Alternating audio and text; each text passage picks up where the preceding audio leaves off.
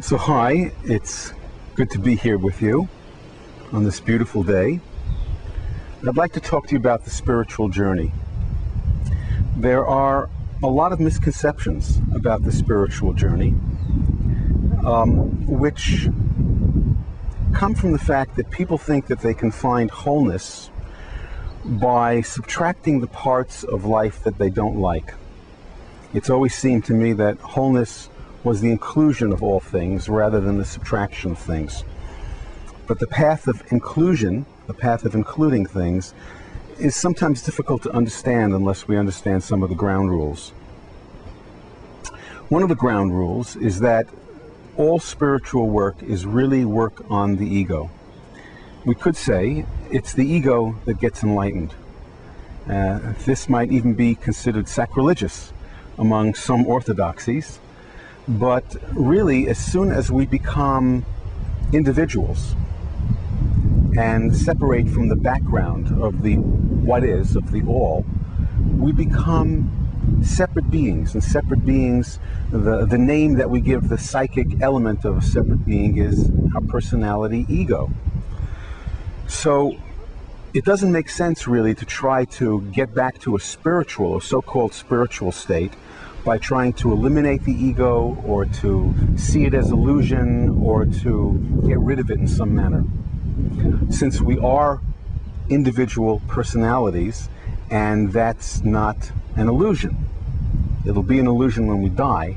Then if you think you're an individual personality, you really have to go to an after-death psychologist for some help. But instead, I'd like to change the terminology to consider the fact that we have unhealed and unintegrated egos and need to heal and integrate those egos. The healed ego is just like a hand. It's useful when you need it. When you're not using it, it rests on your lap. The healed ego is the perfect vehicle for spiritual transcendence and the unification of the personal with the transcendent, which from my estimation is the true unitive state. So I'm saying that the unitive state is not what is left after we subtract the ego, but rather what is left when we bring the ego in its healed state. Then it makes sense, if we think of it this way, for spiritual work to be work on the ego, to heal and integrate the ego, so that we have a fully functioning human being. An enlightened human being, an awakening human being, is a being who is more and more functional, more and more rational, more and more open to both the existential suffering of themselves and other people and the joy of existence itself.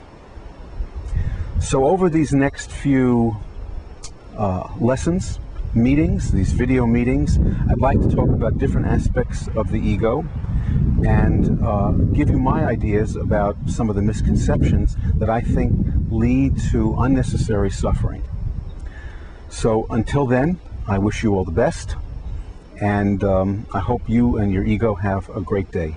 Bye for now.